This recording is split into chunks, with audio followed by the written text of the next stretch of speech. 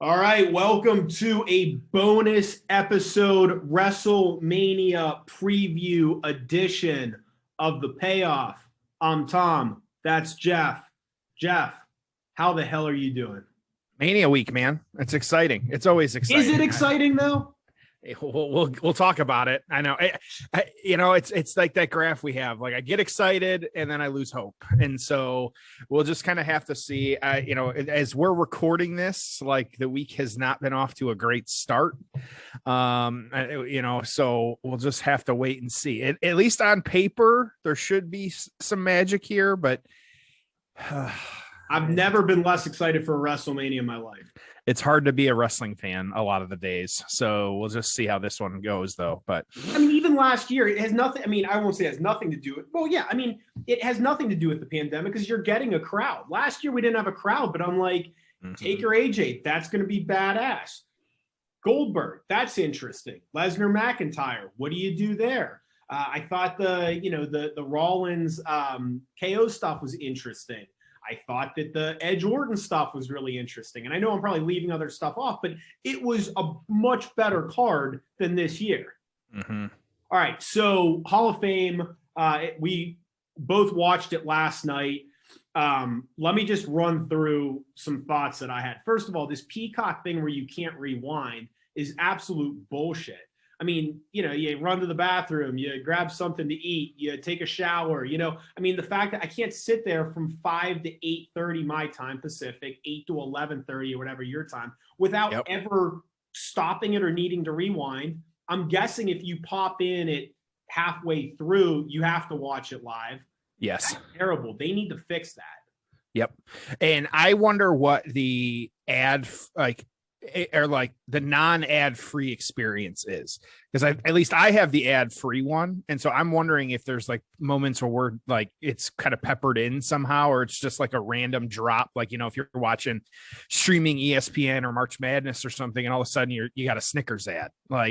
So I would be interested to hear how that plays, but I'm right there with you. Go ahead. The two classes instead of one, just do a 2020-21 class, you do 2 years, or so bad. Just do that. So there's two things, two shows. I have no idea how you can possibly explain that made sense. Not having the introduction sucked. Those are my favorite part. Sometimes when, someone comes out and talks about the guy's career, that's more interesting than the actual person's speech. So not having the inductions was terrible. Obviously, no crowd was awful. The NWO needed a crowd, and then they could have worked the crowd. And then remember, DX came out in the tank. DX, yep. I would have loved an NWO version of that. Maybe, you have all the old NWO people there. They're not all on stage, or they bring them out. Anyone you can find that was ever associated with the NWO. And it's get a guy like Scott Norton out there. Get Buff Bagwell out there. I mean, how cool would it have been to just bring everyone together? Maybe, do something with the pyro or something cool with the NWO. So that was bad. The legacy people, I had 3 issues with those right off the top. This, I believe her name was Ethel, the first Black female wrestler.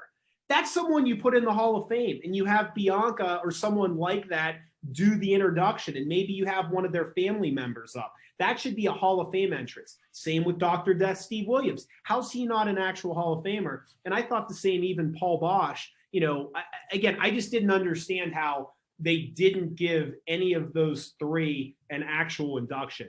I thought, to your point on that one, I thought the legacy stuff was an afterthought to me. I would have been interested to know those stories ahead of time. Yeah, and I think in some cases they were actual Hall of Famers, actual people that carve out 15 minutes, 10 minutes and do that. Right. Who cares if someone's like, well, I've never heard of this person. Okay, well, maybe it's interesting. Mm-hmm. I didn't understand that at all. I think my 2 favorites were Kane and RVD. I thought those were the best kind of. RVD was my favorite. Yep. Yeah. I think RVD number 1, Kane number 2 for me. I think overall, I wish they would have just pushed off all of this, and that would have been the crowd in Dallas. But, I don't know. Maybe they thought, hey, next year we're going to throw Taker in Texas, so we want him to headline. I don't know. But I don't know if I have bought into the narrative of like even some wrestlers saying like the hall just it's not a true Hall of Fame. Like they either need a building, which I get that's a massive investment if they were to do something like that, but there's zero reason why they can't find somewhere to do some kind of, wrestling warehouse, like, kind of do something like that Hall of Fame. And I guarantee like people would go to that, like, so that would be interesting to me. And then I think I texted it to you last night during the show. Like I think they need to get the hall away from WrestleMania. I understand why it's important to do it that weekend and kind of sell it that way. I think it would be more meaningful if you did it either, you could do it even, throughout the year, pick, a different kind of time of year to do it. Like, SummerSlam, maybe that's the time to do it. I don't know, but it makes the week, like, we're on now night 3 of, 10 straight nights of wrestling. Afterthought. Yes. And I had a good time. I know you and I have both been to them in person too. Like, yes, it's a long day. It's a long night when you go to it, but I don't care. Like, I go because I want to experience that. I like the idea of bumping it to SummerSlam weekend. Again, there's just too much happening for WrestleMania and it gets lost in the shuffle. It sucked. And there's no other way to say it. It absolutely sucked. So, yep. What are the thoughts? You got any other thoughts? On Hall of Fame, no. I think, okay. It just should have done better. Again, it missed so many elements. It missed the mark. The production in terms of interviewing people in suits backstage, but there was no crowd. I don't know who thought that was a good idea. And I just think this completely missed the mark. So, yeah. All right. Night 1, night 2, let's run through the cards and we can give some thoughts, ideas, predictions. For okay.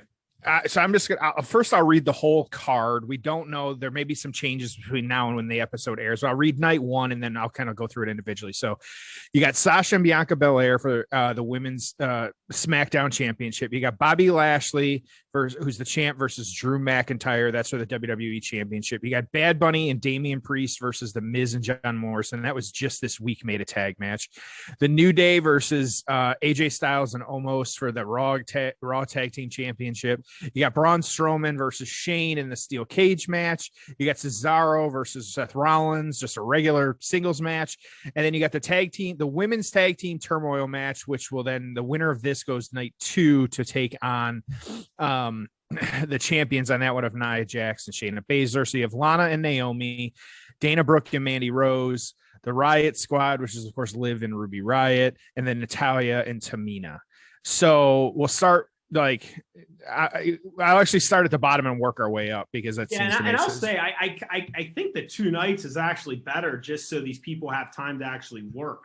I mean, I agree. The idea of throwing this all on the one night just it seems just too much at this point. Although it sounds like Dallas and LA they're going to do just one night. But and I think like the 8:00 start time is late. I know East Coasters aren't a big fan of that, but what are you gonna do? So all right, we'll start with the women's tag match, which goes into night 2. So Lana, Naomi, Dana, Mandy, Riot Squad, and Natalya, Tamina. Who do you have? Who are you thinking? Don't care. Don't know. No one really jumps out at me that hey, this is who should get the push. What about you? I think Nia and Shayna are retaining a night 2 anyways, so it really doesn't matter. That's kind of how I feel. All right, next, which I think this, I'll say it right here. I think this could be the match of the night over everything else. Cesaro and Seth Rollins, just a regular old singles match. Yeah, you're right. They could absolutely steal it. Seth has started to put together a nice little WrestleMania resume for himself. Yep. It's hard to imagine Cesaro winning just because it just seems like Seth is more the guy. He's going to get the win. Yep. I'd love to see Cesaro win. I'd love to see them do more with him, but I like these two being together. What about you? I agree with you. I'm picking Cesaro. I think it's time. Like I feel unfortunately it's probably just they needed to get him in a match, and him and Seth have had a little bit of mic work over the last few weeks, but I really want Cesaro to win. I'm with you. Like every wrestler has said Cesaro is one of the strongest guys in the locker room. He's one of the best guys in the locker room. I want Cesaro in this one. So we'll see what happens. So, all right, Braun and Shane in a steel cage match. I know you're excited for this one. Who doesn't, excited to see Braun and Shane take each other? I mean, the angle's been awful. It doesn't make any sense. Now Shane's a heel again. Okay. The only good thing is you're going to get some plunder. I see a ref bump and Shane doing an elbow drop off the top of the cage onto a table outside. So, Yeah. looking forward to the plunder. Again, I'd rather this be on WrestleMania than not. I mean, right? It kind of feels like a WrestleMania match moment. I'm okay with it. Again, you assume Braun's going to win, but gosh, a year ago, Braun's your champion, squashes Goldberg, and they cannot figure out what to do with this guy. Yeah, and I think unfortunately, like, he should be a heel. Braun should, I don't even care if you put him back. No question, a guy that size needs to be a heel. It makes no sense. They make him, they add that train sound to the one YouTube video from like a month or so ago. And I had one buddy that really loved that. Like, I was like, this, just ridiculous to me, but whatever. I'm actually picking Shane, but there's going to be shenanigans. So like Braun's going to quote win, but Shane's going to get it because of DQ or some weird fucked up thing. So, all right, the New Day versus AJ and Omos for the Raw Tag Team Championships. Sure, the New Day, I guess. You saw obviously the stuff around AJ wanting the Triple H match. Yes. This is a better card if AJ and Triple H wrestle. Yeah. I was disappointed to hear that. I mean, I'd love, again, fantasy booking, I'd love to see AJ Sean or AJ Triple H. It made too much sense. And I wish that, the powers that be would have looked at this card and went, it's a better event if we can get Triple H on the card, and it would be great to have him and AJ.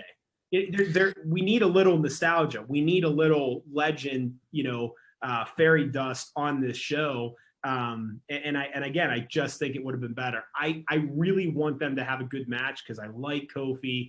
Love AJ. I'm hoping that they turn this into a great match, but how often does WWE deliver a great tag match? Right.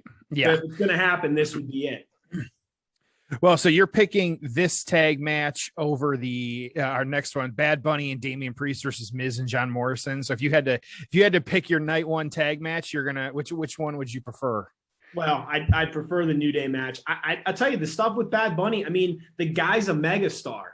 Obviously I'm out of that age demographic, but the guy's a megastar. Throwing him on this show, throwing Logan Paul, it feels like WrestleMania. They're not my people. They're not, people I'm excited to see. I'm more of the age of a Mike Tyson, Floyd Mayweather, Shaq. So are you. But hey, why not? I got no issue with it at all. I like the angle. I think Miz and Morrison have been fantastic. I think the video's good. I think they've done a really, really good job with it. So have a fun match. Do a little celebrity thing. I like it. I'm happy that they're doing it, and I think maybe you make Priest into a star. And I think they're running real high on Damian Priest right now because he got into this match like this week after Monday Night Raw. Well, I heard there were some injuries with Morrison and Priest. That was the issue, but I think both are cleared and good to wrestle. So that's why it's back to a tag match. Either way, this guy's got, it's one of those where they're riding high on him now. Hopefully they continue to ride high on him because you always hear like Ricochet and Aleister Black and the guys that are now, where are they now type thing. I'm with you too on the Bad Bunny stuff. Like, I don't care about him and his, what like the different stuff he's doing. It's just, but you and I aren't the demographic they're going after on that one either. So same with like, is it Logan Paul or Jake Paul? I forget, but anyways, that type of stuff. I don't care about them. I'm going to watch it obviously, but who cares? So, and I'm with you. Miz, I have always liked the Miz. I think I've talked about it on the show. Like, my brother turned me on to him years ago at this point because of just how good, like some of the stuff the Miz was doing at the time. Him and John Morrison are, buddies in real life. And so I think that kind of helps to play off of some of this a whole lot. Now we got a new season of Miz and Mrs. coming up. I am an avid watcher. I don't know about you. It's actually pretty funny some weeks. And so I would pick the Miz and Mrs. over Total Divas any day of the week. So that's my hot pick for the night. So we got that. So next then, moving on a little bit here, again, well, let's do the women first. We got Sasha Banks versus Bianca Belair for the women's SmackDown Championship. Thoughts, Tom? This had so much promise and potential, and it's just, I think this is a victim of Royal Rumble's here, WrestleMania is here, and we have to fill all this TV. And the build was just too long and just puttered out. Because they didn't know what to do. Yeah. You know, I wouldn't change titles to change titles. I'd say you just keep Sasha strong and keep this one going for a few more months. I don't see Bianca as, hey, you got to get the strap on her. You got to make her the next big star. Mm-hmm. I don't see it, but I could be wrong. What do you think? I think she's getting a Mania moment. I think they're riding high on her. I think I think the 4 horsewomen they've really kind of cooled on a lot of that. Obviously Becky's gone. Charlotte, at least as of recording, Charlotte still isn't on the card. I know that, again, there was some health stuff. She said she had COVID too, so who knows what's actually going to happen there. And of course the Andrade stuff, who knows how, the real life blending over, how much of that actually played into all this. But and then Bailey too. Bailey's not on the card either. So what the hell? So I think it's time. They've been riding high on her for a while. She obviously won the Rumble, so they're feeling pretty good about it. I give it to her. I'm with you. I see where you're coming from too, of stick with, if it ain't broke, stick with what type situation with Sasha. But who knows? Maybe we're gonna get a reset here. We're gonna get a new champ. That's what I'd like to see, at least. Let's see some different stuff here. Bianca would be a mix to that. So I think it'd be interesting. So who knows? All right. Next, I'm so sick of every title switching all the time. So that's part of me. It's nothing against Bianca. I'm just sick of every title. And I think I saw the betting odds for at least stand and deliver. They're saying a lot of title changes. Great. And so, we'll see. But okay. And then again, the final title match of night 1, Bobby Lashley versus Drew McIntyre for the WWE Championship. Who do you got? With Lashley currently having the strap. I mean, lousy build.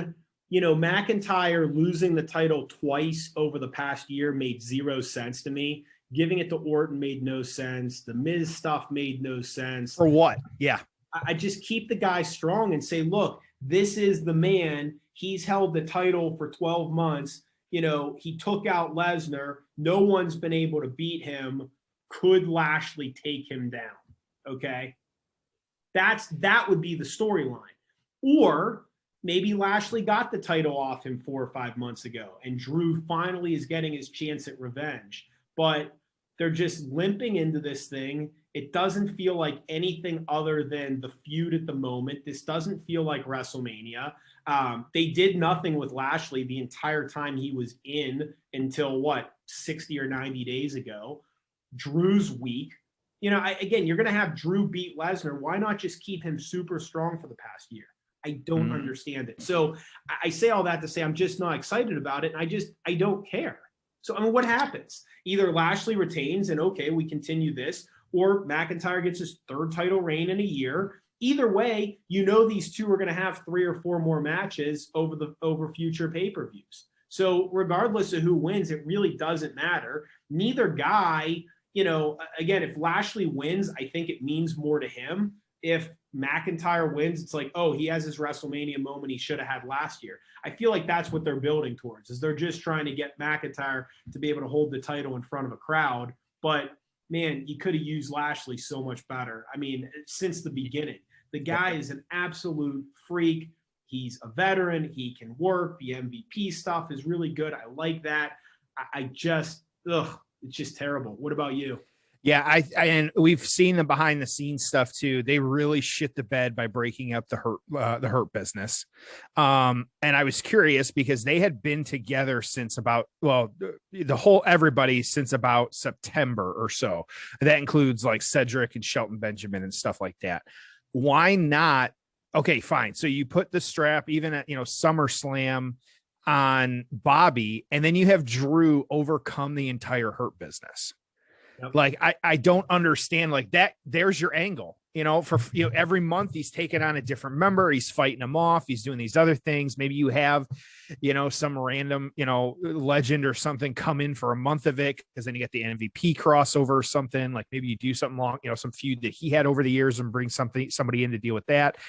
Yeah, and then I think that's how you could have built to this better. Now everybody hates the fact that the Hurt Business was broken up. It seems like I'm just hoping that's a swerve because it makes no sense. yes. And I think, we're hearing like behind the scenes, like the backstage morale, people are pissed about it. Like, yeah. And MVP has like, we've said it before, like you have to reinvent yourself in this business a lot of times. Like MVP has, I'll say reinvented himself.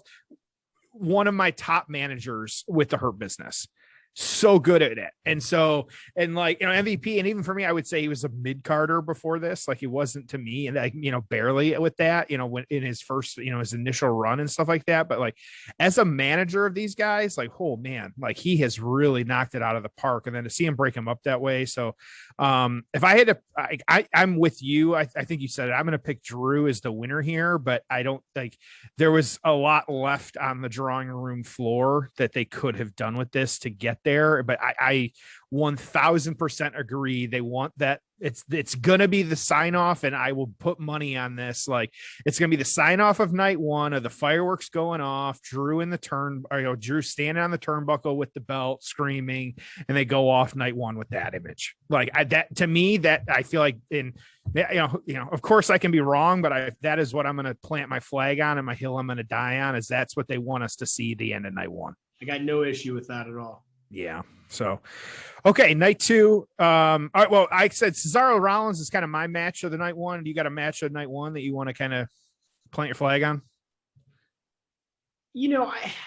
Of all of that, I hate saying it, but it's like I'm probably the most excited for Shane Braun just because of the spectacle. And I know it's terrible, and I know I should be more excited about the title matches. But again, as a fan that's just not excited for this card, give me a good Shane Braun, kind of craziness.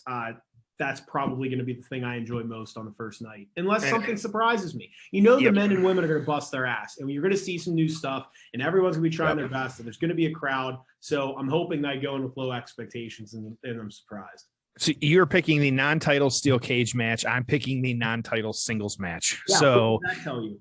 Right. Exactly. Yeah. There's a problem there. So, okay. So night two, moving on, which just reminding everybody, of course, as we've said it on our regular shows, 20% off, free shipping, free manscaping, shipping, all this other stuff, 20% off, free shipping. Use that code payoff at manscaped.com. Good stuff. Tom and I were waiting on additional products ourselves that we ordered because we're excited about stuff. And so, when they became a partner, they were kind enough to send us a bunch of stuff, but the one thing that we did not get was the ear and nose trimmer, otherwise known as the Weed Whacker.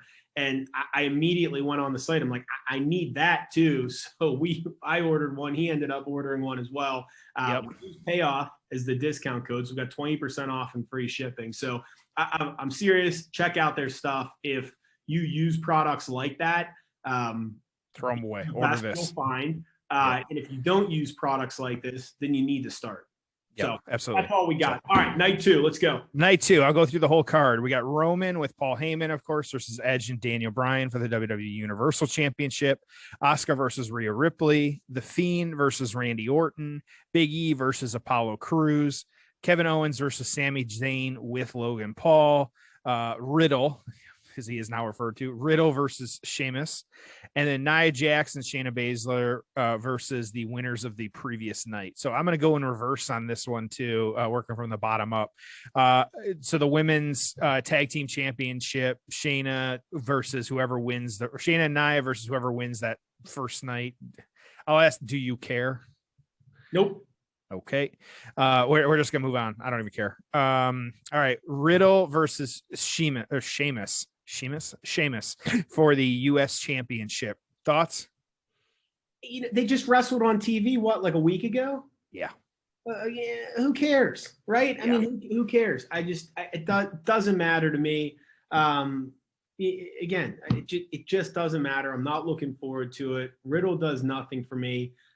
Sheamus, I think in the right program with the right dance partner, puts on some pretty good matches. I find him to be entertaining. But Riddle's just kind of in no man's land. I mean, he's getting a little bit of a push, but I just don't know if they really know what they have with him. And I've never watched a match of his or a promo. and been like, wow, I really like this guy. He does nothing for me as a wrestler or a character. I mean, they're playing up the pothead surfer or whatever, bro. Like, I get it. Like, I feel like, yeah, he has put on decent matches in NXT. He's done none of that on the regular card. And so that, it's kind of like, what the hell? Yeah, he is. He's a former UFC. I don't understand how they don't know how to use these guys. Like, make a stable, have Brock lead a stable with some of these guys. When everything that Riddle does feels so scripted, and yes, I just don't like it. And I don't understand it. Yeah. And I'm like, that's probably not how he normally communicates. So what are they doing? So see, I think it is. Either way, I don't like it. Bro, like, yeah. So, all right. If I had to pick, though, I'm going to go Sheamus. Here's Sheamus, actually. Put the U.S. strap on him for a while. I am too. I think he wins. Yeah. The never-ending feud that, the last time we get it, but we still continue to get it, Kevin Owens versus Sami Zayn. I do like this Sami Zayn kind of conspiracy kind of angle. They've been playing it up. It works. And these two know how to put on a good match. We've seen it before. They've wrestled who knows how many times. So if anybody knows each other in the ring better, these guys are at the top of the list, hands down. And so I like them getting a chance to be on WrestleMania together. KO is going to do something pretty crazy. Yeah, I like Zayn as a heel, so I'm actually really looking forward to this one. I think I like Night 2 a lot better than Night 1. I absolutely like Night 2 a lot better. I always think back, and I don't know, you've seen it too. A lot of us have seen that clip of Kevin Owens when he asks Vince, like, what'd you think of that? And Vince was just kind of like, it's not what I wanted. And then he had to go out the next year, and he put on a good match and stuff like that. And so, I think this is one where if I had to pick, I think from a storyline perspective, I actually want Sammy to win on this one, but who knows? So, you picking a winner? Who do you got? Kevin Owens or Sammy? Sammy. Okay. Next, which in pretty much a hardcore fight here, or street fight for the Intercontinental Championship, you got Big E versus Apollo Crews. I've always been a fan of both these guys. I've seen Apollo Crews live more at NXT shows than I feel like, sometimes in the ring at WWE, which is not true, but that's how I feel sometimes. Big E is could be a champ if they wanted to push him, to the top of the card on this. And so I think this should be a good match between these guys. I got a feeling they could have some chemistry together here. I think the story is not whatever, but I want Big E to win this one, or actually I want Big E to lose this one because I want him to keep getting pushed higher on the card. But we'll see what happens. But I think this could be a sneaky good match. Who knows? Yeah, I do too. I like both guys a lot. I wish that this wasn't like a rematch. It's like we've already done this, did it on the last pay-per-view, but I'm looking forward to it. Yeah, same here. So, and who are you picking, Big E or Apollo? No, I'm picking. I want Cruz to win. Okay, we both want to Cruz. All right, got it. All right. Okay, I'm gonna mix it up here. All right, so next you've got Asuka versus Rhea Ripley for the Raw Women's Championship. As of recording, we don't know what the deal is with Charlotte. I would hate for her to get shoehorned into this match like the night before. I think her entrance is gonna hit and she's gonna come out.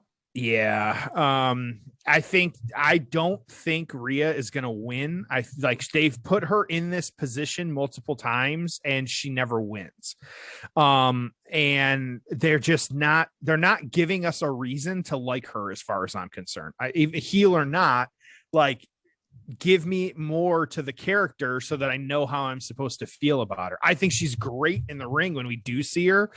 They've obviously put her against Charlotte before. She's had all these opportunities. I think the booking has just screwed her. I don't think it's her or anything like that. I think she's been just terribly booked. I think she's fantastic. Yes. And so I think for that same reason, Asuka's going to go over on her on this one. I like Asuka a lot. I always have since day one, even since NXT and kind of watching her obviously with the undefeated stuff. But yeah, for me, I think Asuka's going over again, but I also think we're going to get shenanigans with Charlotte too. And I don't know what you do with Rhea at this point, because she's getting to that point where it's like, okay, how many times are you going to make her lose here? Well, that's why I think they gotta put the strap on her. Yeah. So we'll see what happens on that one. But okay. All right. So next, final two matches of the night. Oh boy. All right. So you got The Fiend with Alexa versus Randy Orton. Go ahead. Yeah. The Fiend could be and should be awesome it's just start, stop, start, stop. I mean, the thing they did with Rollins and giving him the title and then getting squashed by Goldberg. I mean, it's just, why not just keep him as a novelty character, not use him on TV every week? I don't mind the Alexis stuff. Don't think it's needed, but I don't mind it. But again, this should have just been used, sparsely over the past 2 years. Build them up for big shows. Don't let them lose very often. Don't overexpose them. And they've done everything wrong with him. But I still care. I mean, it just shows you how good the character is. I still, I'm kind of like, okay, what are they doing now? I'll give it another shot because I really like the guy. But this Orton stuff, complete dud. Complete dud. I think it boils back down to like how much supernatural do you want in your wrestling and like how far do you want it to go? I think for me, they've like in my younger days, yeah, I probably would have enjoyed this. And I have friends like our age, mid 30s that are all about this right now. So like for some people, they really enjoy this kind of supernatural and the black slime and all this other stuff. I think that the character change for Alexa was a good idea. Yeah. I think that at least that piece of it, kind of doing that, I think we still, why they have a built-in Sister Abigail and then they never kind of tell us, whether we just bought into that too much and wanted someone to be Sister Abigail. It never happened, whatever, so yeah, I think though the Fiend has to win this one. I think if he doesn't win this one, I don't know what you do, because you're shitting all over the guy. Like Bray Wyatt, has obviously pissed off the wrong people if he loses this one, because I don't see how he can possibly go over with having the character he does. They build, they spend the money and have the new mask and things like that, like the fire and all these other stuff. I don't see how Randy Orton wins this one, but at the same time, it's Randy Orton. So I don't know. Agreed. But okay. And then finally, the last match of night 2, which I believe this will definitely be the main event. It kind of has to be the triple threat. Yeah. Actually, the only thing on either night that I'm looking forward to. That is a true main event. Yeah. You can't. This is a main event. This is WrestleMania. You don't know who's going to win this one. All 3 guys would be awesome to see win for very different reasons. Yes. And so this goes, I think, back to the CM Punk, like you can only have one main event. This is the main event. For the Universal Championship, you got Roman Reigns and, of course, Paul Heyman, along with Edge and Daniel Bryan. I am with you. I have no idea. Like this feels good because I have no idea who's going to win this one. I'm cool with any of the 3 winning. I agree. Brian, you're like, holy shit, it's a shock. And we don't think he's going to be in the ring much longer. And it would be great, feel good, even if it only lasts for a month or 2. Maybe there's one more Daniel Bryan reign over the next 3 to 6 months. And then he can, kind of be a part-timer, and that's cool. Edge wins. God, it's, the guy was retired 9 years ago. And here we are, main event of WrestleMania, and he wins. And God, you could put him on a 12-month heel run. But then you say Reigns, how do you take the title off him right now? The biggest star in the business, biggest heel. He's doing great. You keep him white hot. You keep him with Heyman.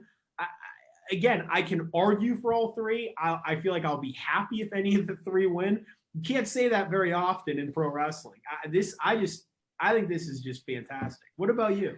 Yeah, I'm in the same boat. I think it's even hard for me to pick a winner because all 3 kind of make sense for different reasons with the storyline. Like when they first kind of I say shoehorned to Edge in, but they really didn't. Like, it's been a month now. It made sense. Like at the time it was kind of like, oh yeah, duh. Like, it was obvious why they were doing it, but at the same time, I don't care anymore because I think it does add to it. I think this could be like a 30-minute match with these guys just kind of, beating the hell out of each other type thing. And so, someone go through a table early or something like that and they're knocked out, things like, we're going to see some of that. So, yeah. And I think too, like, I want Edge to win because like you got feel good stories all over this too. And so that's why I lean a little bit more toward even like Edge or Daniel Bryan winning because like to give you that kind of feel good moment. Now that was one interesting read I had. I think it was on Reddit the other day that they were saying like the one thing that WWE going back to having, what is it, 20,000 or whatever it is, 25,000, they are now at the whim of however the crowd reacts. And so that's another thing where do you want, like that's the thing, is the crowd finally over Roman, and are they going to cheer him if he wins, or are they going to get boos as they go off the air? Like, do they want that? Like, and I don't know. And so I'm wondering, like, are they going to forget, like, hey, some of these situations, like, we're going to boo certain people, whether you want us to or not, because I feel like more recently it's come out, especially the Thunderdome stuff. They're saying, we'll cheer for this, or, we know they're piping crowd noise in and stuff like that, but, or boo this person or, whatever it might be. It's like, okay, well, you can't tell 25,000 fans in the stadium, hey, boo Roman Reigns because, or, cheer Roman Reigns. That's just not going to happen. And so I think for that's why I lean slightly more toward Edge and Daniel Bryan. And it feels weird, but the feel good of it, I want Edge to win. Give him the strap till Summer. Shit, have him lose it at Money in the Bank. Like they just announced Money in the Bank and Backlash again for May and June. Like, he doesn't even have to hold it till SummerSlam. Let him have a short run. Just and slow it down and tell better stories. Yeah. So these three, you literally could go a year with these three. Yep. I mean, it's like, again, regardless of who wins, okay, God, Edge and Reigns. There's a couple matches there. There's a couple matches between Edge and Bryan. Can you do Reigns Bryan again? Of course you can. I mean, you could do combinations of these three, and it's no different than what they did with, Austin, Rock, Triple H back in the day. You had a couple megastars, and you could mix and match and get through a couple of years of doing that. As we've said on our normal podcast, you don't have mega stars. I think the closest thing you have to mega stars right now are Daniel Bryan, Roman Reigns, and Edge. Mm-hmm. And maybe you could throw McIntyre in there. Maybe. Yeah. Okay. Other than that, marquee, heavyweights, 20-minute match that you want to tune in to watch to main event a show, that's it. There is no one else. Yep. Maybe AJ, again, but they've really just pushed him down. They pushed Kofi down, I mean, there aren't a lot of guys. And so you have three guys that are the guy. I would say there's no way that you can F this up, but that they could find a way. Let's hope they don't, because I think they have three megastars, and I think they have SmackDown main events written out for the next 12 months if they play their cards right on this one. Yeah, so I'm picking Edge. How about you? Yeah, if I said, how do I want night 2 to end? I want Edge holding the title. I think that is such a tremendous story. Yeah, absolutely. With the comeback and everything, it's hard not to. So, and then 2 match, I'd say match of the night. I feel like it has to be this triple threat. Like, hopefully that's what I'm picking. If I had to pick another one, like over this, I'm interested in Kevin Owens and Sammy, but, we obviously are high on that main event, but, and this is it. It's odd too, because we shit on a lot of this. We don't care about some of it, but that's kind of normal for WrestleMania too. So, we can look back over years past, and there was a lot on some of the previous years where we're like, boy, I don't really care too much about that. And then we kind of got shocked or something like that. And we'll just kind of have to see what happens. But it'd definitely be interesting. And I'm excited no matter what. Well, we're going hard for WrestleMania. So we started this week with Shawn Michaels, Kurt Angle, WrestleMania 21. We dropped a bonus episode, Austin turning heel. It's The Rock. Yep. I'm Sorry I Love You coming up. We've got Edge and full. We had so much stuff coming up. So, yes. I'm excited, and I'm more excited for WrestleMania now because of this. So, as always, thank you everyone for listening, especially this crazy week. Hopefully, we've given you some really good stuff to listen to, bonus episodes, regular episodes, WrestleMania preview. So, as always, thank you for joining us on The Payoff.